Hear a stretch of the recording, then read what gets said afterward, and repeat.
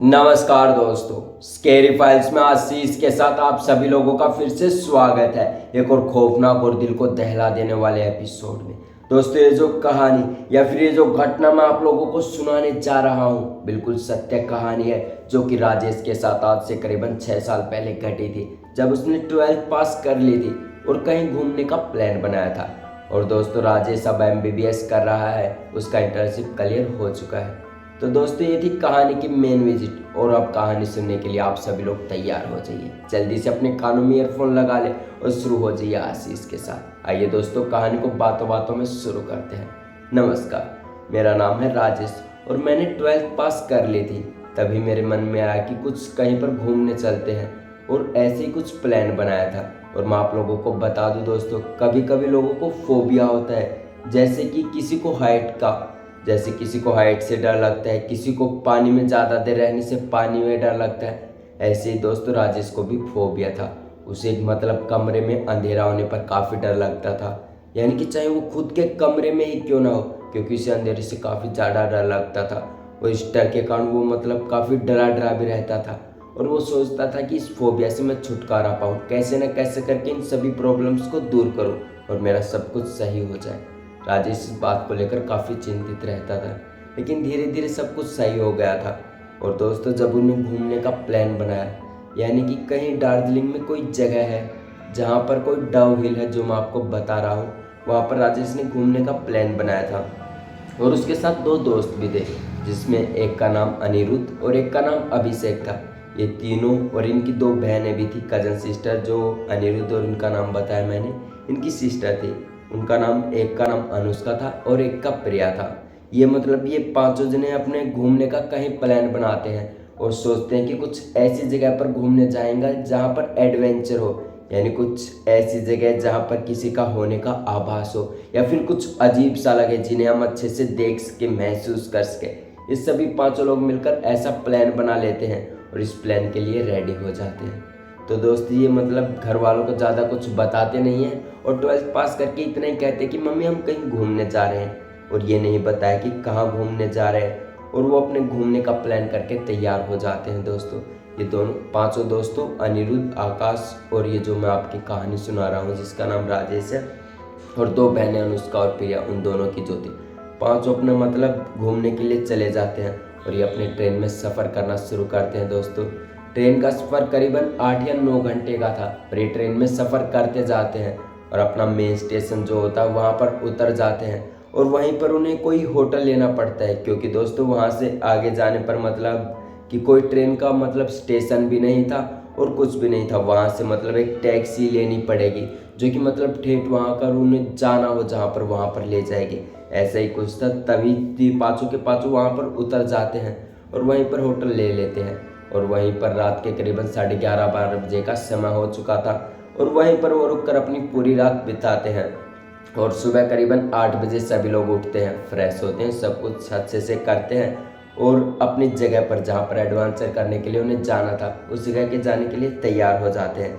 और जल्दी बाहर निकलकर होटल से एक टैक्सी रुकवा लेते हैं, और मतलब आसपास के टैक्सी वालों से पूछते हैं कि इस जगह पर जाने में कितना समय लगेगा, क्या कोई ट्रेन या फिर कोई बस नहीं जाती।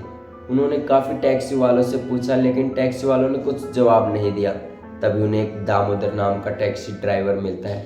उनको सब कुछ डिटेल में बताता है कि यहाँ से ऐसे जाना पड़ेगा, और एक टैक्सी ऐसी है जो परमानेंट वहाँ पर पहुँचा सकती है, जो कि दोस्तों दार्जिलिंग में कोई डव हिल थी, ऐसी कोई जगह थी जहाँ पर वहाँ पर खूबसूरती भी ज़्यादा है, लेकिन वहाँ के लोग ऐसा ही बताते हैं कि वहाँ पर पैरानॉर्मल एक्टिविटीज़ होती हैं। वहाँ पर कुछ घटनाएं हो गई थी। एक विक्ट्री हाई स्कूल है दोस्तों, वहाँ पर मतलब एक जो लड़का था वहाँ पर मर गया था, कैसे न कैसे करके आत्महत्या करी थी, कैसे न कैसे करके मर गया था।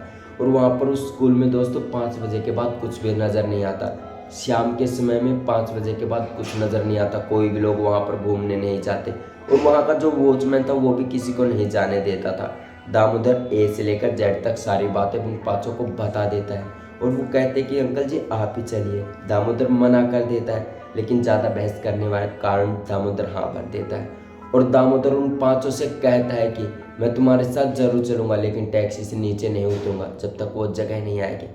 तो दोस्तों, दामोदर भी मतलब वो इलाका भी कुछ अजीब सा था, और दामोदर टैक्सी चला रहा था। करीबन 15-16 किलोमीटर दूरी चलते हैं। पहाड़ी सा इलाका था जहाँ पर मतलब समय ज़्यादा लगता है, गाड़ियों की स्पीड ज़्यादा नहीं हो पाती। तो वहाँ पर वो रुक जाते हैं और वो कहते हैं कि यहीं पर होटल ले लेते हैं और अगले दिन चल पड़ेंगे वहाँ पर। तो दामोदर की बात सभी लोग मान जाते हैं और वो पाँचों मानकर वहाँ पर चले जाते हैं और होटल में एक दिन पूरी मतलब रात बितानी ही पड़ती है। लेकिन उनको रात को नींद ही नहीं आ रही थी। वो करीबन 9:30-10 बजे के आसपास ही उठ जाते हैं और जो अंकल दामोदर थे उनसे कहते कि अंकल अभी चलिए, क्योंकि रात का समय तो रात का ही होता है, वहाँ पर मज़ा करेंगे, क्योंकि ऐसी जगह पर घूमने में हमें मज़ा भी आता है। लेकिन दामोदर अंकल सख्त मना कर देते हैं। उन्होंने कह दिया कि सुबह चलेंगे तो सुबह ही चलेंगे। लेकिन दोस्तों वो कोई भी उनकी बात नहीं मानता, ना ही अनुष्का, ना ही राजेश, ना ही अनिरुद्ध, ना ही प्रिया, कोई भी उनकी बात नहीं मानता। कहते हैं कि अभी चलेंगे। और दोस्तों वही होटल से वो करीबन रात के 10 बजे वहाँ से निकल जाते हैं और चलते चलते अंकल तो चला ही रहे थे टैक्सी और वो उस जगह पर पहुँच जाते हैं। करीबन 12:30 बजे के आसपास वहाँ पर पहुँचते हैं। अनिरुद्ध, प्रिया सभी नीचे टैक्सी से उतरते हैं और अंकल ने तो सख्ती मना कर दिया था कि मैं इस जगह पर बिल्कुल नीचे नहीं उतरूंगा जहाँ पर मतलब कोई ऐसी एक्टिविटीज़ होती है या फिर गलत साया हो। ऐसा अंकल अपने टैक्सी में, दामोदर अंकल थे वो बैठे रहे टैक्सी में और जो पांचों थे, प्रिया, अनिरुद्ध, ये जो भी पांचों थे घूमने के लिए बाहर आ जाते हैं। और रात का समय था दोस्तों, उन्हें थोड़ा अजीब सा लगा। फिर वो अंकल से कहते हैं, दामोदर अंकल जो चला के लाए थे टैक्सी, उनसे कहते हैं कि अंकल अभी नहीं जाएंगे, अभी हमें अंदर रहने दो, अभी थोड़ा सा डर लग रहा है। तो दामोदर अंकल कहते हैं कि हमें तो पहले ही मालूम था, मैंने तुमसे पहले भी कहा था कि अभी रात के समय में ऐसे चलना ठीक नहीं है। तो दोस्तों वो पांचों बाद में टैक्सी में बैठ जाते हैं और सुबह होने का इंतजार करते हैं। धीरे धीरे सुबह हो जाती है। फिर वो अंकल से कहते हैं कि अंकल अब हम घूमने जा सकते हैं। अंकल कहते हैं आप घूमने जाइए। और दोस्तों वो घूमते घूमते मतलब पूरे दिन घूमते हैं, थोड़ा सा खाना खाते हैं, फिर वो पूरे दिन जंगल में घूमते हैं। जो वहाँ पर था जंगल डव हिल, जो दार्जिलिंग में मैंने आपको बताया। पूरी रात वहाँ पर मतलब धीरे धीरे रात हो जाती है, करीबन 8 बज जाते हैं। दामोदर अंकल कहते हैं कि अब चलिए, यहाँ पर ऐसी ऐसी घटनाएं हो चुकी है, काफ़ी लोग मर चुके हैं। लेकिन जो दोस्तों राजेश, प्रिया, ये जो भी थे, अनिरुद्ध, इन्होंने किसी ने भी उनकी बात नहीं मानी और कहा कि ठीक अंकल आप बैठ रहिए, हमें जब मन होगा हम अंदर आ जाएंगे। और वो दोस्तों बात नहीं मानते हैं। और पास ही में एक स्कूल था, विक्टोरिया हाई स्कूल, जो कि दार्जिलिंग में है, जो बॉयज़ स्कूल था। वहाँ पर अनुष्का और जो था दोस्तों राजेश घूमने के लिए चले जाते हैं और जो बाकी 3 दोस्त बचते हैं, जो मैंने आपको बताया, प्रिया नाम का और अनिरुद्ध, और जो एक और था दोस्तों जो आप कुछ भी विकास, जो भी आपको बताया था, वो तीनों वहाँ पर चले जाते हैं। वहाँ पर दोस्तों एक कोई हॉन्टेड चर्च थी, वहाँ पर वो तीनों चले जाते हैं। और जो 2 थे, जो कि मैंने आपको बताया, राजेश और प्रिया, अनुष्का, वो वहाँ पर सामने वाले स्कूल में चले जाते हैं। वहाँ पर मतलब जो वॉचमैन थे अंकल, समर वैकेशंस वहाँ पर चल रहे थे। अंकल ने अंदर जाने से सख्त मना कर दिया था। उन्होंने कहा कि ऐसा नहीं जा सकते, क्योंकि शाम का समय भी हो चुका था और वहाँ पर ऐसी ऐसी घटनाएं हो चुकी थी जो कि मैं आप लोगों को बताने चाह रहा हूँ और आपको शुरुआत में भी कहानी की विजिट करने से पहले भी बताया था। तो दोस्तों राजेश और अनुष्का कैसे न कैसे करके वॉचमैन को मना लेते हैं और वहाँ पर स्कूल के अंदर चले जाते हैं। और दोस्तों करीबन रात का समय हो चुका था और वहाँ पर मना भी कर दिया था। तो धीरे धीरे सब कुछ चल ही रहा था। तभी अनुष्का को और राजेश को किसी को कमरे से आवाज़ आती है। दोनों ने वो आपस में बात करते हैं। अनुष्का कहती है राजेश से, तुमने सुना? राजेश कहता है अनुष्का तुमने सुना? हाँ मैंने सुना। आपस में ऐसे ही बात करते हैं और वो जैसे उस क्लास में मतलब वहाँ पर एक खिड़की टूटी हुई थी, वहाँ पर उस खिड़की से उस क्लास में जब देखते हैं तो उन्हें एक अजीब सा साया नज़र आता है, जिसकी मतलब केवल उन दोनों को आंखें नज़र आ रही थी। वो काफ़ी डर चुके थे और कैसे न कैसे करके तभी पीछे से उन्हें हाथ मारता है। अनिरुद्ध वहाँ पर आ जाता है और वहाँ पर उसका हाथ लगाता है। कहता है राजेश से, क्या हुआ भाई, इतना क्यों डर रहे हो? तो राजेश कुछ नहीं कह पाता, थोड़ा बहुत डर चुका था और अनुष्का भी डर चुकी थी। तो वो मतलब अनिरुद्ध की तरफ ज़्यादा ध्यान नहीं देके, उनकी परछाई है, अनिरुद्ध की असल में तो परछाई ही नहीं थी दोस्तों, जिसकी तरफ कि राजेश और अनुष्का का ध्यान ही नहीं जाता। वो ऐसे अपने काम में मतलब थोड़े डरे डरे रहने लगे थे और धीरे धीरे वो आगे स्कूल से आगे चल ही रहे थे। तभी जैसे अनुष्का नीचे गिरती है, किसी ऐसा लगता है अनुष्का बताती है राजेश को, किसी ने मेरी चोटी पकड़ी और नीचे मुझे गिराया। तभी राजेश कहता है ऐसा तो हो ही नहीं सकता, मेरे साथ तो बस अनिरुद्ध है। तभी अनिरुद्ध की तरफ राजेश देखता है तो अनिरुद्ध थोड़ा थोड़ा स्माइल कर रहा था। तभी मतलब राजेश की जो वो होती है बॉडी लैंग्वेज, वो अनिरुद्ध को देखती है। वो देखती है कि अनिरुद्ध की कोई परछाई ही नहीं है। जब ये बात राजेश अनुष्का को बताता है, जब अनुष्का गिरी हुई थी तो अनुष्का ज़्यादा ध्यान ही नहीं दे पाती कि राजेश कहना क्या चाह रहा है। वो मुझको कुछ समझ ही नहीं आ रहा था, मेन विजन तो यही था। और मतलब बाद में मतलब अनुष्का पे ध्यान देती है, देखती है राजेश की परछाई नहीं। तभी दोस्तों राजेश और अनुष्का काफ़ी ज़ोर से भागने लगते हैं वहाँ से, फिर एक जगह पर रुक जाते हैं। राजेश तभी देखता है कि अनुष्का की भी परछाई नहीं है। राजेश काफ़ी डर जाता है और जो एग्जिट गेट होता है स्कूल से, वहाँ से काफ़ी ज़ोर ज़ोर से भागने का प्रयास करता है और कैसे न कैसे करके वो गेट से बाहर निकल जाता है। और तभी वो बाहर देखता है कि उसके जो दोस्त थे चर्च में जाए हुए थे, वो भी एकदम से बाहर आते हैं और बाहर आकर मतलब अनिरुद्ध से मिलते हैं और पांचों जने आपस में बात करते हैं, ये क्या हुआ, यहाँ पर क्या हुआ, ऐसा क्या था। मतलब आपस में कुछ ज़्यादा बात करते ही नहीं है। भागते भागते टैक्सी ड्राइवर दामोदर के पास आते हैं और उनसे कहते हैं कि अंकल जल्दी से चलाइए, जल्दी से चलाइए। अंकल कहते हैं कि क्या बात होगी, अभी तो तुम कह रहे थे हमें घूमना है, अभी क्या बात होगी। फिर वो कैसे न कैसे करके सभी टैक्सी में बैठ जाते हैं और वहाँ से चल पड़ते हैं।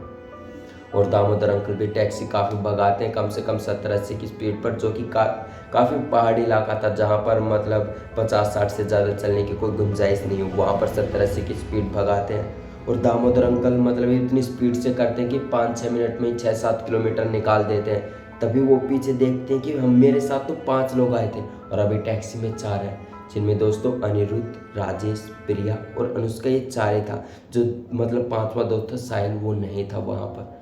और वो इतना मतलब काफ़ी डर गए थे वहाँ पर देखते देखते कि दामोदर अंकल ने भी उन चारों को काफ़ी सुनाई कि ऐसे क्या कर रहे हो, मुझे काफ़ी दिक्कत हो जाएगी। दामोदर अंकल ने बहुत ही सुनाई।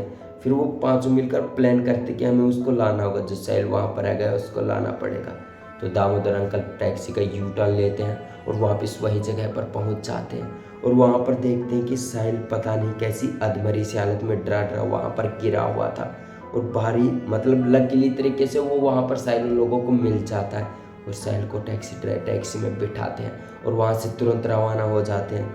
और मतलब रेलवे स्टेशन के पास जहाँ पर वो होटल में रुके थे, उसी होटल में वापस आ जाते हैं और आपस में बात करते हैं, मैंने ये देखा वो देखा सब कुछ। मतलब इतने डरे हुए थे, उन्होंने मन बना लिया था कि अब की बार कभी भी घर से बाहर नहीं निकलेंगे, ना ही बिना बताए, ना ही कुछ गलत करेंगे जिससे सभी लोगों को प्रॉब्लम्स हो। तो दोस्तों ऐसे करके वो पांचों अपने घर आ जाते हैं और उनमें से दोस्तों तो साहिल दोस्त था वहाँ पर रुका था, बेहोशी की हालत में मिला था। उसकी मतलब इतना डिप्रेशन में चला गया था कि वो 1 महीने के बाद ही उसकी मृत्यु हो गई थी। इस बात को राजेश आज भी याद करता है तो काफ़ी डर जाता है। और दोस्तों वो जैसे पहले अंधेरे से डर से बचना चाहता था, लेकिन अब राजेश को काफ़ी डर लगने लगा था। उसे हाइट से भी डर लगने लगा था, अंधेरे से भी। मतलब कि कोई ऐसी चीज़ जो मतलब डरा देने वाली हो, राजेश को हर चीज़ से डर लगने लगा था और राजेश अब भी डरा डरा रहता है। तो दोस्तों ये थी कहानी आज की जो मैंने विजिट करी है। तो बताइए दोस्तों आपको ये कहानी कैसी लगी, कमेंट सेक्शन में कमेंट करके ज़रूर बताएं, क्योंकि आपका एक कमेंट मुझे कहानी सुनाने के लिए हौसला देता है। तब तक के लिए जय हिंद दोस्तों, मिलते हैं अगले शनिवार को फिर से एक और भूतिया कहानी लेकर जो आपके रोंगटे खड़े कर देगी।